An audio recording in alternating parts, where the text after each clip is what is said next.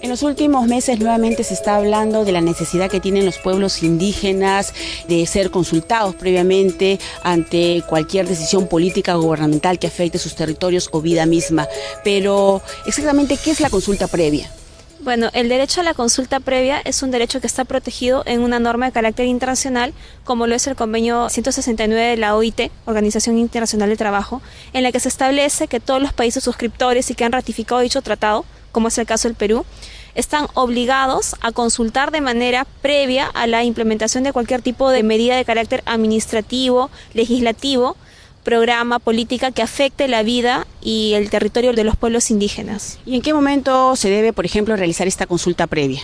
Antes de la dación de cualquiera de estos actos administrativos o actos legislativos. Lamentablemente tenemos un antecedente nefasto como fue los decretos legislativos que se dieron en el marco de la implementación del TLC. Fueron decretos legislativos en los cuales se incluyó una serie de medidas que afectaban la vida de los pueblos indígenas, sin justamente antes de promulgar esos decretos que los mismos sean socializados, consultados adecuadamente con las poblaciones indígenas, y eso lamentablemente fue la causa de los hechos de Bagua, ¿no? De las protestas amazónicas que terminó con saldos lamentables de muertes, ¿no? Ahora, ¿cómo se debe realizar la consulta previa? ¿Cuáles son los mecanismos más adecuados? De repente existe la posibilidad de hacerlo mediante referéndum, mesas de diálogo. ¿Cuáles son estos mecanismos? Ahora, hay un tema bien concreto justamente que es el gran tema que se está debatiendo en estas semanas, ¿no?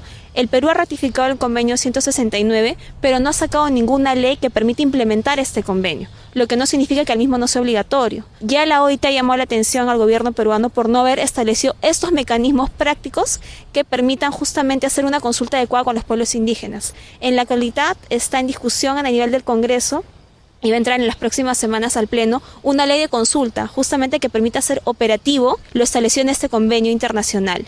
Lo que se está pidiendo es que haya una entidad que tenga la participación de poblaciones indígenas, porque finalmente es un deber del Estado llevar a cabo la consulta. Y esta consulta tendría que ver, se tendría que hacer un análisis caso por caso, porque depende de las particularidades de la lengua, del territorio al que se refiera, en qué zona se va a ejecutar, pero sí algunos criterios básicos en los que la entidad que lleve a cabo la consulta sea una entidad promovida por el Estado, pero en la cual hay una participación paritaria de los pueblos indígenas y de sus representantes. Ahora, ¿la consulta previa es solamente para los pueblos indígenas o de repente también la consulta previa es para todos los peruanos? ¿Cuál es la diferencia? Bueno, en el caso particular del convenio 169 nos estamos refiriendo a un derecho que es propio de las poblaciones indígenas, pero esto no quita que los demás ciudadanos tengamos derecho a ser consultados sobre una serie de proyectos que se están desarrollando y que pueden afectar nuestras vidas. Pero eso ya no se marcaría propiamente en el marco del convenio 169, pero tenemos casos como el de Barranco, el de Ancón, en donde la gente está reclamando que se están tomando medidas que afectan sus vidas y están pidiendo y reclamando un derecho a consulta. En este caso estamos hablando de poblaciones urbanas, pero cuyo derecho también debería ser respetado. Pero hablando propiamente del convenio 169 estamos hablando de poblaciones indígenas.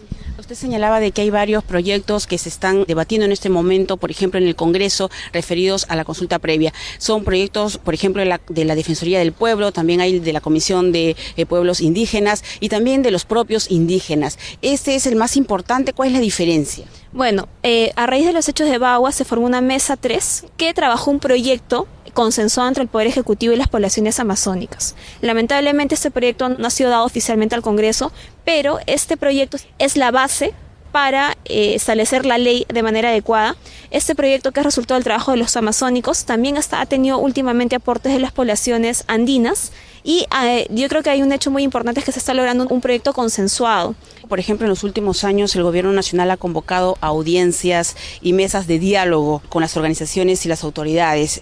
Las autoridades están afirmando que sí se han consultado a las poblaciones indígenas con estas mesas de diálogo. ¿Esto es cierto? ¿Una mesa de diálogo, una reunión, es una consulta previa? No, la consulta previa implica todo un proceso en el cual hay una participación activa de las poblaciones indígenas, en las cuales se le da una información accesible, pero además, como digo, ellos tienen que tener el derecho de dar sus opiniones y de generar un diálogo alturado, pero no de un día o dos, sino un proceso que sea global y que dure que tenga un orden establecido y que además reúna a los representantes legítimos. Lamentablemente las mesas de diálogo no han sido resultados tampoco de la voluntad del gobierno por querer consultar ni por querer generar participación.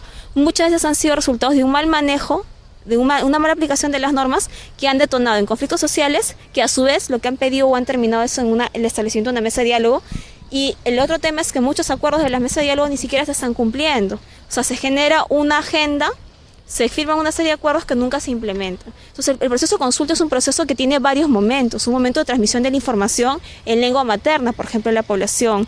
Un momento de diálogo en el que se establezca y se explique. Y un momento de réplica en que la población pueda dar sus opiniones y en que se llegue a un consenso, una discusión que permita finalmente una norma que sea de interés y responda a los intereses de los afectados, ¿no? Muchos especialistas afirman que el hecho de que la consulta previa sea vinculante o no sería un éxito. ¿Qué es que sea vinculante? Lo que significa es que el proceso en el cual se desarrolle la consulta previa y los acuerdos a los cuales se llegue finalmente vinculen, es decir, sean de obligatorio cumplimiento para las partes. Es decir, que una vez que se haga un acuerdo o una norma consensuada, la misma, el acuerdo firmado sea finalmente respetado por el propio Estado.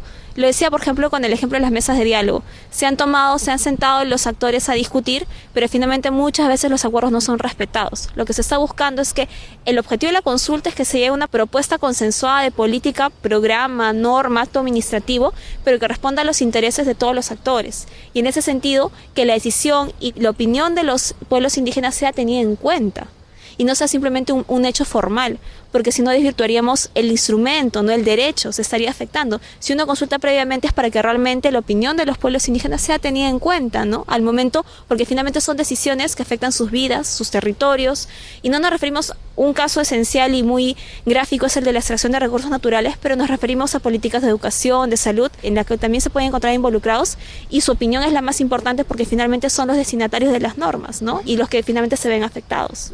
El miércoles 14 de abril se va a realizar un foro de debate internacional sobre el derecho de los pueblos indígenas. ¿Por qué es importante, por ejemplo, que haya un debate nacional o intercambio de opiniones sobre el tema de la consulta previa? Bueno, no debemos olvidar que el Perú es un país pluricultural en el cual hay una gran población indígena que ha estado muchas veces olvidada y solamente ha sido puesta en el mapa cuando hay algún proyecto de gran inversión y el gobierno o el Estado se ha acordado que existen. En ese sentido, la experiencia de Guagua nos tiene que dar una lección aprendida. Esa población debe ser tenida en cuenta y debe tener capacidad de tomar decisiones, de ser incorporadas en todos estos procesos. En ese sentido es importante también que la opinión pública y la sociedad civil conozcan de qué se trata y puedan formarse una opinión al respecto y apoyen una propuesta que finalmente va a permitir que los conflictos sociales disminuyan. En la actualidad los conflictos sociales están en aumento, con saldos lamentables de muertes, y eso no permite que el país avance y se sigan afectando derechos. Yo creo que una discusión permite poner en agenda este tema y que la opinión pública, la sociedad se informe sobre este tema y finalmente brinde un apoyo en un momento trascendental como es el debate de una norma tan importante para el desarrollo del país. Muy bien, muchísimas gracias. Gracias también.